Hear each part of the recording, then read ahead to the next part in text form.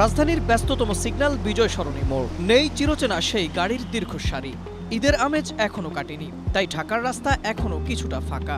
নেই ট্রাফিক পুলিশের তৎপরতা, তারপরও নিয়ম মেনে চলছে সবাই। বিজয় সরণি মোড়ে এই চিত্র অনেকটা স্বাভাবিক মনে হলেও মৎস্য ভবন মোড়েও একই চিত্র। এখানেও লালবাতি দেখে থামছেন সবাই।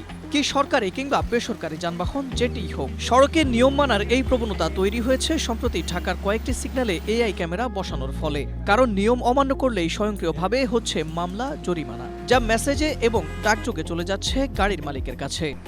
জিনিসটা খুবই উপকার হয়েছে। বাচ্চা টাচ্চা নিয়ে আগে রাস্তা পার হইতে অনেক কষ্ট হইতো, রিক্সার ড্রাইভারকে বলতাম একটু গেড়ে নিয়ে দিয়ে আসেন, এখন আর ওইটা লাগে না। স্ট্রবেরি সুপার ডটেড ও ক্লাসিক ভ্যারিয়েন্টে সেন্সেশন জাগুক শিহরণ। মামলাগুলা যদি পুলিশ দিচ্ছে, এগুলো যাতে একটু কেয়ারফুলভাবে দেয়।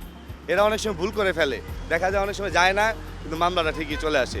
এর ফলে অনেকটা স্বস্তিতে ট্রাফিক পুলিশের সদস্যরা। তবে অনুমোদনহীন অটোরিকশার কারণে এই শৃঙ্খলায় কিছুটা ব্যাঘাত হচ্ছে বেশিরভাগ রাস্তায়। আগে আমাদের যারা ট্রাফিক সদস্য ছিল, কনস্টেবল, ওনারা নিজেরাই হচ্ছে আপনাদের সিগন্যাল হাত দিয়ে থামাইতো। এখন আর সেটা অনেকটা কমে আসছে। তারপরও তারা সিগন্যাল দিচ্ছে, কিন্তু আমি খেয়াল করছি ম্যাক্সিমাম প্রায় 90% ড্রাইভার তারা ওই লালবাতি ফলো করেই কিন্তু গাড়িটা থেমে যাচ্ছে। তো আশা করি এইভাবে চলতে থাকলে আমাদের যে ট্রাফিক আমরা আছি, আমাদের ওইভাবে আর আগের মতন হাত দিয়ে আর কি গাড়ি সিগন্যাল দিয়ে থামানো লাগবে না।